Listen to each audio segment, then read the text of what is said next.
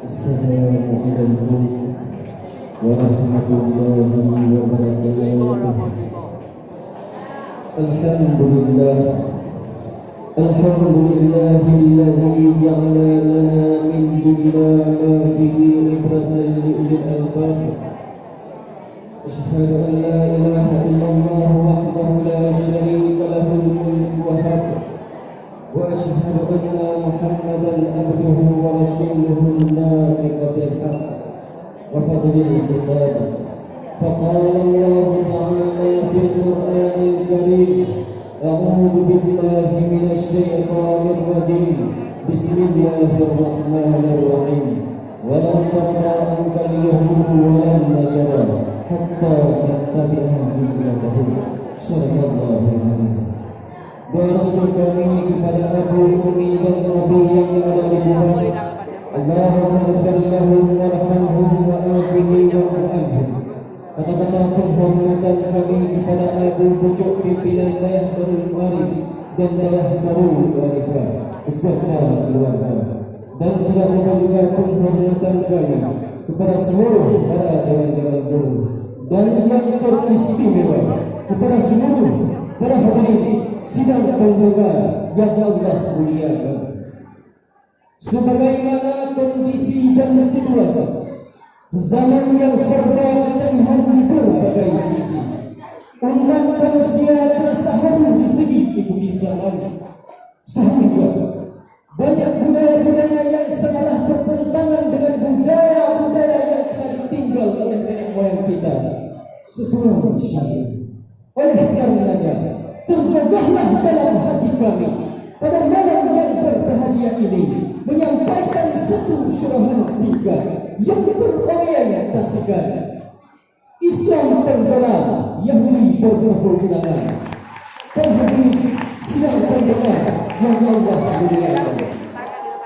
Di saat kita menelusuri setapak demi setapak tentang sejarah kejayaan Islam, yang kita ketahui ialah Islam merupakan agama yang megah. Islam merupakan agama yang istimewa. Sejak dari zaman Nabi Adam turun hingga ke zaman Nabi Muhammad sallallahu alaihi wasallam.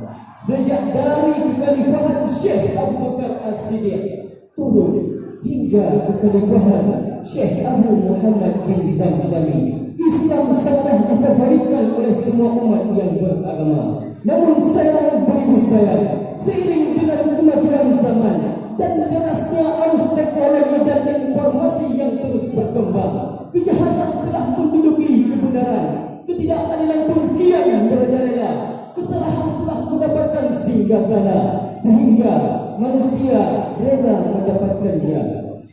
Berbimbang dengan keadaan yang sekarang, Islam sangatlah difavoritkan oleh semua umat yang beragama. Namun sayang beribu sayang, sejarah kejayaan Islam tidaklah semulus yang kita bayangkan. Tidaklah semulus rambut para artis-artis Korea. Sejarah kejayaan Islam selalu dibumbui oleh racun-racun yang dapat melaburkan musuh, tak terkecuali Yahudi laknatillah. Siapa itu Yahudi? Yahudi asal mulanya merupakan satu komunitas yang diciptakan oleh anak Nabi Yakub alaihissalam yang bernama Yahuza. Lama-kelamaan mereka pun berubah haluan dari satu komunitas menjadi satu agama. Singkat kata, Yahudi merupakan agama yang dimuliakan oleh Allah. Namun sejarah telah tercatat di mana Islam diturunkan sebagai rahmatan lil alamin. Raut muka Yahudi pun berubah dari agama yang dibangga-banggakan menjadi agama yang dihujat, dilaknat, bahkan dihina oleh Allah Subhanahu wa taala. Hal tersebut dapat kita perhatikan dalam surat Al-Baqarah ayat 120 yang berbunyi: "Walau tada'akal yahudu walan nasara hatta tattabi'a millatahum." Dan tidak akan senang daripada engkau Yahudi dan Nasrani sehingga engkau mengikuti agama mereka itu. Yang dapat kita pahami ialah Yahudi dan Nasrani akan selalu menjadi musuh nyata bagi umat Islam. Para hadirin sidang pendengar yang Allah muliakan, Javisi dan Baptista Arporde, pakar dunia pernah mengatakan abad ke-21 merupakan abad kebangkitan umat beragama, terutama Islam para hadirin. Coba kita lihat perkembangan Islam semakin menjamur. Pengkajian dan pengajian tak sebatas forum dan podium, akan tetapi telah merambah dunia masa dan elektronika. Patut kita bersyukur kepada Allah. Namun sayang beribu sayang para hadirin, pada abad ke-21 juga membuat Yahudi menguasai di kalimu umat manusia. Budaya-budaya Yahudi akan terus berhijrah mengelilingi dunia hingga sampai ke tanah yang mulia yang digelar dengan senandung yaitu tanah Aceh. Aceh yang dulunya dikenal sebagai orang-orang yang kokoh akan keimanannya, yang mayoritasnya sebagai pemeluk agama Islam, akan tetapi sekarang Aceh telah bergoyang yang namanya keimanan. Berbagai macam cara yang dilakukan oleh Yahudi yang tujuan mereka hanya untuk mengkafirkan semua generasi Islam yang ada di Aceh. Diakui atau tidak diakui yang bahwa ajaran-ajaran Yahudi, budaya-budaya Yahudi telah menyebar luas di atas permukaan bumi Aceh. Bahkan sebagian besar rakyat Aceh telah terpengaruh dengan budaya Yahudi tersebut. Berbagai macam LSM bantuan yang diberikan oleh Yahudi untuk rakyat Aceh, gara-gara ekonomi orang Aceh sepi, sehingga mereka rela agamanya diperjualbelikan yang hanya semata-mata demi uang. Na'udzubillah, na'udzubillah. Alangkah sayangnya rakyat Aceh yang telah terpengaruh dengan budaya-budaya Yahudi yang membuat mereka berbangga akan dosa, tidak lagi menyadari yang bahwa mereka sedang berduka dan telah melupakan dari mana asalnya dicipta. Semakin hari semakin banyak rakyat Aceh yang terpesona dengan penampilan Yahudi, sehingga mereka hanyut dalam gelombang kemaksiatan. Tidak mereka pikir halal atau haramnya, yang penting perutnya terisi. Dengan sikap tontonan ini, Yahudi bertepuk tangan dan bersuka cita karena misinya telah dituntaskan. Begitu mudahnya rakyat Aceh merupakan Islam hanya dalam hitungan jam.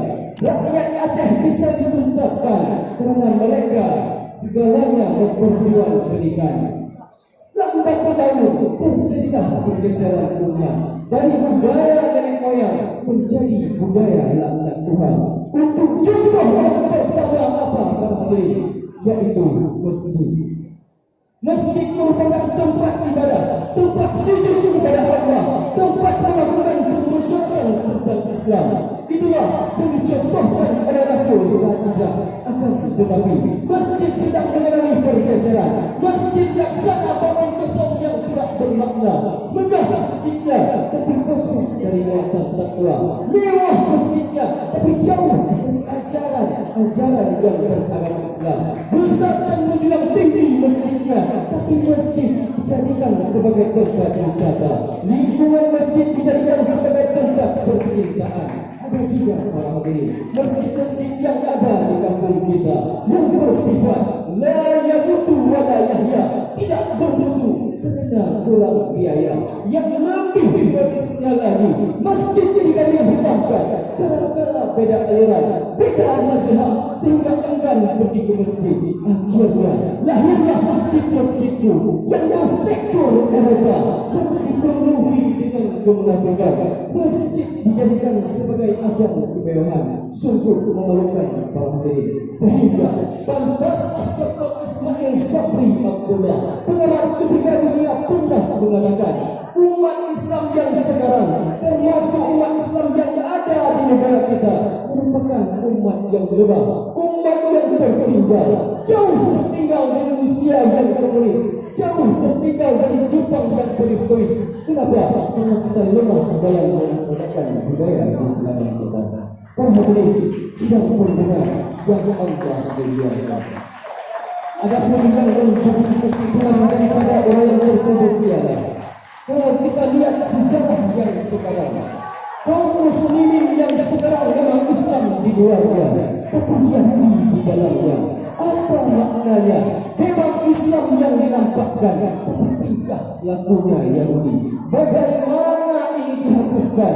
Mari kita bangkitkan rasa kecintaan Islam kepada anak-anak dan cucu kita ke depan, agar mereka tidak mengatakan inilah budaya kami, budaya Yahudi. Oleh karena itu, mari kita tanamkan, mari kita wariskan budaya Islam kepada generasi yang akan datang, sekaligus bertauhid kepada Allah Azza wa Jalla, agar generasi tersebut berguna bagi bangsa dan agama. Wahai rakyat Aceh, Aceh yang dulunya digunakan dengan Islam megah, jangan pernah kalian biarkan gelar tersebut dijadikan sebagai boneka Yahudi. Sebagaimana firman Allah dalam Al-Quran yang telah diabadikan dalam surat Al-Imran ayat 103 yang berbunyi, waqtasimu bihablillahi jami'an wa la tafarraqu, dan berpegang teguhlah kepada agama Allah, dan jangan pernah kalian berpecah belah antara satu sama lain. Wahai pejuang Islam, inilah harapan kami, hendaknya kalian menciptakan persatuan di tengah-tengah kalian sendiri. Apabila persatuan telah diciptakan, yang insya Allah Islam akan tetap selalu berjaya. Perhatikan sidang pembuka yang Allah muliakan. Wahai rakyat Aceh, apakah kalian tidak pernah mengenal yang dapat kami sampaikan? Alhamdulillah wa iyyakum ajma'in. Wassalamu alaikum warahmatullahi wabarakatuh.